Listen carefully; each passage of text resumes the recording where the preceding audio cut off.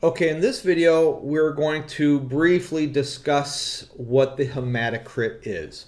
If you go to the doctor's office and the doctor gets a blood sample from you, one of the things that the physician's going to do is determine how much of the formed elements are in the blood. So they're going to look at how many red blood cells you have. They're going to look at how many white blood cells you have, and they could even go deeper than that on what type of white blood cell that you have. We'll discuss that later. What's your platelet count? How much hemoglobin you have. What we're concerned with is now the hematocrit. That's a really important number for the physician to have. So let me write this out.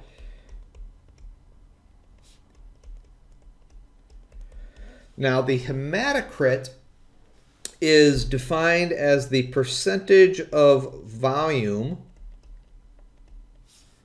of red blood cells in blood. Okay, that's a clinical definition, and I paused on stating red blood cells. Technically, okay, it's the percentage of volume of all formed elements in whole blood. Clinically speaking, it's the percentage of red blood cells to the whole blood. So if you recall, when we centrifuged the sample of blood and we had the red blood cells at the bottom of the test tube, and the white blood cells was the next one up in the buffy coat, and then plasma. Well, if you were to add up the red blood cells and platelets, those are the formed elements. What percentage is that to your total sample? Okay. And there's a little difference between men and women on this. What we're looking at are men account for 42%, and this is a range, 42% to 56% hematocrit. So that would HCT. Oops, I got to do a C here. Hematocrit. Okay, so what this is basically saying, 42 up to 56% of the total volume of blood is made up of red blood cells. Okay, so females have 38% to 46%. Yes, 46%.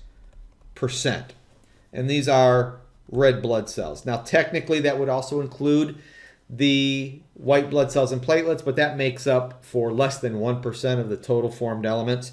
So clinically, we'll just stick with the red blood cells on this one.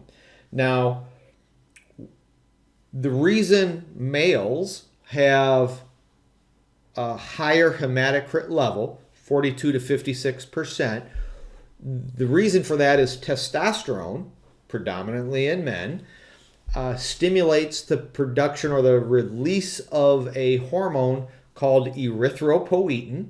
And I believe we touched on that briefly under the endocrine system.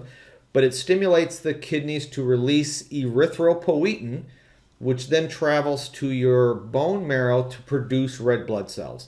So testosterone gets the kidneys to release erythropoietin. Erythropoietin goes to the bone marrow. Bone marrow produces more red blood cells. Therefore, you have a higher hematocrit, or a higher volume of red blood cells to the total blood.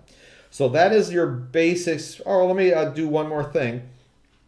If you have and this would be more of a clinical approach. If you have an elevated hematocrit, so instead of, say, 42 to 56%, let's say we had 58%. Okay, so it's elevated.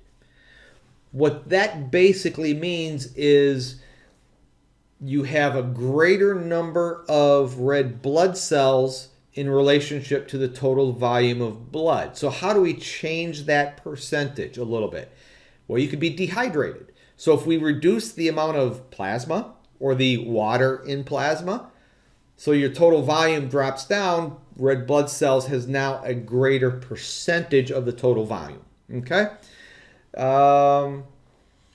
Why would it be lower? Okay, so if you were, say, let's say you were at 30, 36, okay, because that would be less for men and women, okay? So if you had a low hematocrit count, something like this would be the anemia. You're not producing enough red blood cells for whatever reason, or there's blood loss or something along that line. So that's it for the hematocrit. That was short and sweet. Next thing that we're going to look at is something called hemopoiesis. So stay tuned.